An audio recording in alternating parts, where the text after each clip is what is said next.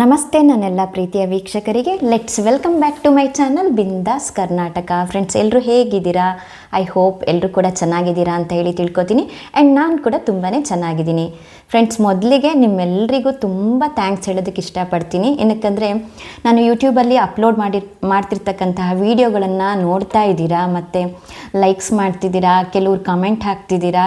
So ತುಂಬ ಖುಷಿ ಆಗುತ್ತೆ. ನಿಮ್ಮ ಒಂದು ಸಪೋರ್ಟ್ ಹೀಗೆ ಇರಲಿ ಅಂತ ಕೇಳ್ಕೊತೀನಿ. ಹಾಗೆ ಇವತ್ತಿನ ಈ ಒಂದು ವಿಡಿಯೋದಲ್ಲಿ ನಾನು ನನ್ನ ಒಂದು ಪುಟ್ಟ ಪರಿಚಯವನ್ನು ನಿಮಗೆ ಮಾಡಬೇಕು ಅಂತ ಹೇಳಿ ಪ್ರತಿದಿನ ನಾನು ವಿಡಿಯೋನ ಅಪ್ಲೋಡ್ ಮಾಡ್ತಾ ಇದ್ದೀನಿ. ಬಟ್ ನನ್ನ ಒಂದು ಪರಿಚಯವನ್ನು ಯಾವೊಂದು ವಿಡಿಯೋದಲ್ಲೂ ಕೂಡ ನಾನು ಹಂಚ್ಕೊಂಡಿರಲ್ಲ. ಸೊ ಈ ಒಂದು ವಿಡಿಯೋದಲ್ಲಿ ಹಂಚ್ಕೊಳ್ಳುವಂತಹ ಒಂದು ಪ್ರಯತ್ನವನ್ನು ಮಾಡ್ತಾ ಇದ್ದೇನೆ. ನನ್ನ ಹೆಸರು ಬಂದು ಭಾಗ್ಯ ಅಂತ ಹೇಳಿ. ಮೂಲತಃ ನಾನು ಶಿವಮೊಗ್ಗದವಳು. ಶಿವಮೊಗ್ಗದಲ್ಲೇ ಹುಟ್ಟಿ ಬೆಳೆದಂತಹ ಮಲೆನಾಡಿನ ಹುಡುಗಿ ಅಂತ ಹೇಳಿಬೋದು.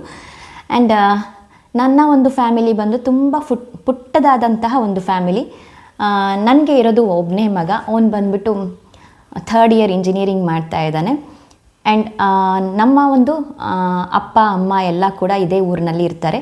ಸೊ ಒಂದು ಹ್ಯಾಪಿ ಫ್ಯಾಮಿಲಿ ಅಂತಲೇ ಹೇಳ್ಬೋದು. ಹಾಗೆ ನಾನು ಈ ಒಂದು ಯೂಟ್ಯೂಬ್ ಚಾನಲಲ್ಲಿ ತುಂಬ ಇಂಟ್ರೆಸ್ಟಾಗಿ ಮಾಡಿರ್ತಕ್ಕಂತಹ ಒಂದು ಬಿಂದಾಸ್ ಕರ್ನಾಟಕ ಪೇಜಲ್ಲಿ ನನ್ನ ಒಂದು ಫ್ರೀ ಟೈಮಲ್ಲಿ ನನಗೆ ಅನಿಸ್ತಕ್ಕಂತಹ ಕೆಲವು ವಿಡಿಯೋಗಳು, ಹಾಗೆ ನನ್ನ ಜ್ಞಾನ ಮಟ್ಟಕ್ಕೆ ತಿಳಿದಿರ್ತಕ್ಕಂತಹ ವಿಷಯಗಳು, ಹಾಗೆ ಟಿಪ್ಸ್ಗಳು ಮತ್ತು ಬ್ಯೂಟಿ ಟಿಪ್ಸ್ಗಳು, ಎಷ್ಟೊಂದು ಅನುಕೂಲ ಆಗುವಂತಹ ವಿಡಿಯೋಗಳನ್ನು ಮಾಡಬೇಕು ಅಂತ ಹೇಳಿ ತುಂಬ ಖುಷಿಯಿಂದ ಈ ಒಂದು ಪೇಜನ್ನು ಓಪನ್ ಮಾಡಿರ್ತೇನೆ. ಸೊ ನನ್ನ ಎಜುಕೇಷನ್ ಬಂದುಬಿಟ್ಟು DED ಆಗಿರುತ್ತೆ.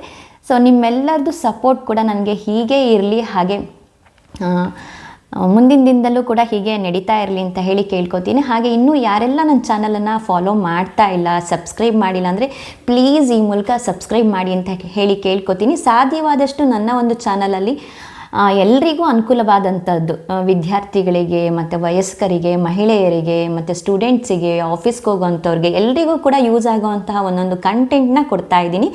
ಇನ್ನೂ ಚೆನ್ನಾಗಿ ಕೊಡಬೇಕು ಅಂತ ಹೇಳಿ ಡಿಸೈಡ್ ಮಾಡಿದ್ದೀನಿ. ನಿಮ್ಮ ಒಂದು ಪ್ರೋತ್ಸಾಹ, ನಿಮ್ಮ ಒಂದು ನನಗೆ ಅಭಿಮಾನ ಹೀಗೆ ಇರಲಿ ಅಂತ ಕೇಳ್ಕೊತೀನಿ. ಹಾಗೆ ನಿಮ್ಮ ಒಂದು ಸಬ್ಸ್ಕ್ರೈಬಿಂದ ನನ್ನ ಒಂದು ಪೇಜ್ ಬೆಳೆಯೋದಕ್ಕೆ ತುಂಬ ಅನುಕೂಲ ಆಗುತ್ತೆ. ಹಾಗೆ ವಿಡಿಯೋನ ಪ್ರತಿಯೊಬ್ಬರು ನೋಡ್ತೀರಾ, ನಿಮ್ಗೆ ಇಷ್ಟ ಆದರೆ ಅದನ್ನು ಒಂದು ಲೈಕ್ ಮಾಡಿ, ಹಾಗೆ ಒಂದು ಕಾಮೆಂಟ್ ಮಾಡಿ. ಏನಕ್ಕಂದರೆ ನೀವು ಕೊಡೋ ಒಂದು ಲೈಕಿಂದ ಮತ್ತು ಒಂದು ಕಾಮೆಂಟ್ಸಿಂದ ನನ್ನ ಒಂದು ವಿಡಿಯೋ ಮುಂದೆ ಹೋಗುತ್ತೆ. ಸೊ ಹಾಗಾಗಿ ಪ್ಲೀಸ್ ಮಾಡಿ ಅಂತ ಕೇಳ್ಕೊತೀನಿ. ನಿಮ್ಗೆ ಇಷ್ಟ ಆದರೆ ಮಾಡಿ, ಇಷ್ಟ ಇಲ್ಲ ಅಂದರೆ ನೋ ಫೋರ್ಸ್. ನಿಮ್ಮ ಒಂದು ಸಪೋರ್ಟ್ ಹೀಗೆ ಇರಲಿ ಅಂತ ಹೇಳಿ ಕೇಳ್ಕೊತೀನಿ. Thank you. ಬನ್ನಿ ಇವಾಗೊಂದು ಕಿಚನ್ ಟಿಪ್ಸನ್ನು ನೋಡ್ಕೊಂಡು ಬರೋಣ. ಇದೊಂದು ಪಾತ್ರೆ ಬಂದು ಒಂದು 4-5 ವರ್ಷದಿಂದ ಹಾಲು ಸೀದ್ಬಿಟ್ಟು ಹಾಗೆ ಎತ್ತಿಟ್ಟಿರ್ತಕ್ಕಂತಹ ಪಾತ್ರೆ. ಈ ಒಂದು ಪಾತ್ರೆನ ಯಾವ ರೀತಿಯಾಗಿ ಈಸಿಯಾಗಿ ನಾವು ಕ್ಲೀನ್ ಮಾಡ್ಬೋದು ಅಂತ ಹೇಳಿ ತೋರಿಸ್ಕೊಡ್ತೀನಿ. ಎಷ್ಟೇ ಹಳೆ ಪಾತ್ರೆ ಆಗಿದ್ರೂ ಕೂಡ ನೀವು ಕ್ಲೀನ್ ಮಾಡ್ಕೋಬೋದು. ಮೊದಲಿಗೆ ನೀವು ಗ್ಯಾಸ್ ಮೇಲೆ ಅದ್ರ ಫುಲ್ ಆ ಪಾತ್ರೆ ಇಟ್ಬಿಟ್ಟು ಅದ್ರ ಫುಲ್ ನೀರನ್ನ ಹಾಕಿಬಿಡಿ. ನೀರನ್ನು ಹಾಕಿದ್ದಾದಮೇಲೆ ನಿಮ್ಮ ಮನೇಲಿ ಇರ್ತಕ್ಕಂತಹ ಎನಿ ಸೋಪಿನ ಲಿಕ್ವಿಡ್, ಬಟ್ಟೆ ವಾಶ್ ಮಾಡೋ ಲಿಕ್ವಿಡ್ ಆಗ್ಬೋದು ಅಥವಾ ಡಿಟರ್ಜೆಂಟ್ ಪೌಡರ್ ಆಗ್ಬೋದು, ಎನಿ ಹಾಕ್ಬೋದು. ಸೊ ಅದಾದಮೇಲೆ ಸ್ವಲ್ಪ ಸೋಡಾವನ್ನು ಬಳಸ್ತಾ ಇದ್ದೀನಿ ನಾನು. ಸೊ ಸೋಡಾವನ್ನು ಹಾಕಿ ಅದಾದಮೇಲೆ ನಿಮ್ಮ ಮನೇಲಿ ಇರ್ತಕ್ಕಂತಹ ಎನಿ ಟೂತ್ಪೇಸ್ಟ್, ಸೊ ಯಾವ ಕಂಪ್ನಿದಾದರೂ ಪರವಾಗಿಲ್ಲ, ಸೊ ನೀವಿಲ್ಲಿ ಯೂಸ್ ಮಾಡಬೇಕಾಗತ್ತೆ. ಸ್ವಲ್ಪ ಟೂತ್ಪೇಸ್ಟನ್ನು ಹಾಕಿಬಿಟ್ಟು ನೀವು ಚೆನ್ನಾಗಿ ಮಿಕ್ಸ್ ಮಾಡಬೇಕಾಗತ್ತೆ. ಮಿಕ್ಸ್ ಮಾಡಿದಾದಮೇಲೆ ಅದನ್ನು ಚೆನ್ನಾಗಿ ಸ್ವಲ್ಪ ಹೀಗಂದ್ಬಿಟ್ಟು ನೀವು ಕುದಿಲಿಕ್ಕೆ ಬಿಡಬೇಕು. ಕುದಿಯೋದಕ್ಕೆ ಬಿಟ್ಟಾಗ ಅದು ಮೇಲ್ಗಡೆ ಸ್ವಲ್ಪ ಈ ಥರ ಎಲ್ಲ ಕಾಣಿಸ್ತಾ ಇರುತ್ತೆ ನಿಮಗೆ. ಚೆನ್ನಾಗಿ ಮಿಕ್ಸ್ ಮಾಡಿ ಮಿನಿಮಮ್ ಏನಿಲ್ಲ ಅಂದರೂ ಒಂದು 20 ಮಿನಿಟ್ಸ್ ಆದರೂ ಇದು ಚೆನ್ನಾಗಿ ಕುದಿಬೇಕು. ಹಳೆ ಪಾತ್ರೆ ಆದರೆ ನೀವು ಒಂದು 30 ಮಿನಿಟ್ಸ್ ಚೆನ್ನಾಗಿ ಕುದಿಸ್ಕೋಬೇಕು. ಸೊ ನಾನಿಲ್ಲೊಂದು ಅರ್ಧ ಗಂಟೆ ಇದನ್ನು ಚೆನ್ನಾಗಿ ಕುದಿಯೋದಕ್ಕೆ ಬಿಟ್ಟಿದ್ದೀನಿ. ಸೊ ಕುದೀತಾ ನಿಮಗೆ ಗೊತ್ತಾಗುತ್ತೆ ಯಾವ ರೀತಿಯಾಗಿ ಆ ಕಪ್ಪು ಬಿಡ್ತಾ ಇದೆ ಅಂಥೇಳಿ. ಸೊ ಸ್ವಲ್ಪ ಕಪ್ಪು ಬಿಡ್ತಾ ಇದೆ ಅಂದಾಗ ನೀವು ನೋಡಿ ಗ್ಯಾಸ್ನ ಆಫ್ ಮಾಡ್ಬೋದು. ಇಲ್ಲಿ ನೋಡ್ತಾ ಇದ್ದೀರಾ, ನಾನು ಚೆನ್ನಾಗಿ ಕುದಿಸ್ತಾ ಇದ್ದೀನಿ. ಒಂದು ಅರ್ಧ ಗಂಟೆ ಚೆನ್ನಾಗಿ ಕುದಿಸಿದ್ದೀನಿ. ಇವಾಗ ಅದು ಕುದ್ದಿದ್ದಾಯಿತು. ನೆಕ್ಸ್ಟು ಗ್ಯಾಸನ್ನು ಆಫ್ ಮಾಡ್ತೇನೆ. ಗ್ಯಾಸ್ ಆಫ್ ಮಾಡಿದ್ದಾದಮೇಲೆ ಅದನ್ನು ಒಂದು ಬೌಲಿಗೆ ನೀರನ್ನು, ವೇಸ್ಟ್ ವಾಟರ್ನ ಶಿಫ್ಟ್ ಮಾಡಿ ನಿಮಗೆ ಅದರಲ್ಲಿರೋ ಕೊಳೆನ ತೋರಿಸ್ತಾ ಇದ್ದೀನಿ. ನೋಡ್ತಾ ಇರ್ಬೋದು ನೀವು ಎಷ್ಟು ಚೆನ್ನಾಗಿ ಕೊಳೆ ಎಲ್ಲ ಬಿಟ್ಕೊಂಡಿದೆ ಅಂತ ಹೇಳಿ. ಚೆನ್ನಾಗಿ ಕೊಳೆ ಎಲ್ಲ ಬಂದಿದೆ. ಇವಾಗ ನೀವು ಒಂದು ಹಳೆ ಕಪ್ಪನ್ನು ತೊಗೊಳ್ಳಿ, ಅದಕ್ಕೆ ಕಂಠ ಇರಬೇಕು ಆ ಥರ ಕಪ್ ತೊಗೊಳ್ಳಿ. ಅದರಲ್ಲಿ ನೀವು ಸ್ವಲ್ಪ ಈ ಥರ ಕೆರಿಬೇಕಾಗತ್ತೆ. ಏನಕ್ಕಂದರೆ ಹಳೆ ಪಾತ್ರೆ ಆಗಿರೋದ್ರಿಂದ ಸ್ವಲ್ಪ ಲೋಟದಲ್ಲಿ ಕೆರಿಬೇಕು, ಇಲ್ಲ ಸ್ಪೂನಲ್ಲಿ ಅಂದರೆ ಬರುತ್ತೆ.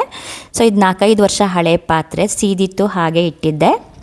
ಸೊ ನೆಕ್ಸ್ಟು ನೀವು ಸ್ವಲ್ಪ ಕೆರೆದಿದ್ದಾದಮೇಲೆ ದೊಡ್ಡ ಉಪ್ಪು, ಕಲ್ಲುಪ್ಪನ್ನು ಬಳಸಬೇಕು. ಕಲ್ಲುಪ್ಪನ್ನು ಹಾಕ್ಕೊಳ್ಳಿ.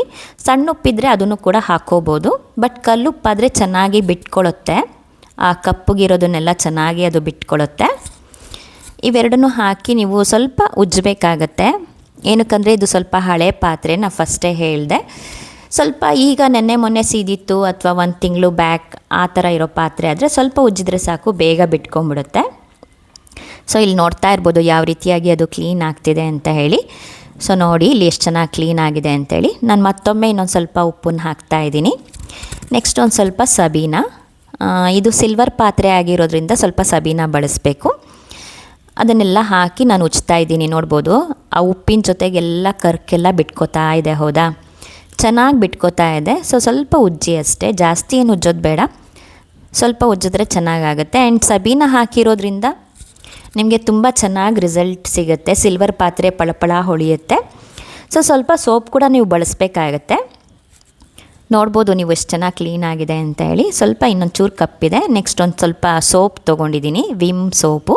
ನೀವು ಲಿಕ್ವಿಡ್ ಇದ್ದರೆ ವಿಮ್ ಲಿಕ್ವಿಡ್ ಕೂಡ ಬಳಸ್ಬೋದು, ಅದು ಚೆನ್ನಾಗಿ ಕ್ಲೀನ್ ಆಗುತ್ತೆ. ಅದಾದಮೇಲೆ ಅಲ್ಲೇ ಇರೋಂಥ ಉಪ್ಪನ್ನು ಮತ್ತೆ ಹಳೆ ಉಪ್ಪನ್ನೇ ಹಾಕ್ಕೊಂಡೆ ನಾನು. ಸೊ ಅದನ್ನು ಹಾಕಿ ಒಂದು ಸ್ವಲ್ಪ ಚೆನ್ನಾಗಿ ಅದನ್ನು ಬ್ರಷ್ ಮಾಡಬೇಕು. ನೋಡ್ತಾ ಇದ್ದೀರಾ ಹಾಗೆ ಕೊಳೆ ಎಲ್ಲ ಬಿಡ್ತಾ ಇದೆ ಅದು. ಸೊ ನಾನು ಸ್ವಲ್ಪ ಚೆನ್ನಾಗೇ ಅದನ್ನು ಬ್ಲೆಂಡ್ ಮಾಡಿ ತಿಕ್ತಾ ಇದ್ದೀನಿ.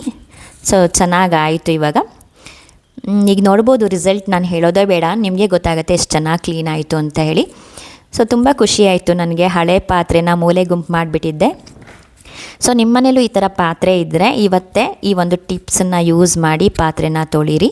ಸೊ ತುಂಬ ಚೆನ್ನಾಗಿ ರಿಸಲ್ಟ್ ಸಿಗುತ್ತೆ. ಸೊ ಹಳೆ ಪಾತ್ರೆನ ನಾವು ಮತ್ತೆ ರೀಯೂಸ್ ಮಾಡ್ಬೋದು. ನೀವು ನೋಡ್ಬೋದು ರಿಸಲ್ಟ್ ಯಾವ ಥರ ಬಂದಿದೆ ಅಂತ ಹೇಳ್ಬಿಟ್ಟು. ತುಂಬ ಚೆನ್ನಾಗಿ ಕ್ಲೀನ್ ಆಗಿದೆ. ಇನ್ನೊಂದು ವಾಶಿಗೆ ತುಂಬ ಚೆನ್ನಾಗಿ ಕ್ಲೀನ್ ಆಗಿಬಿಡುತ್ತೆ.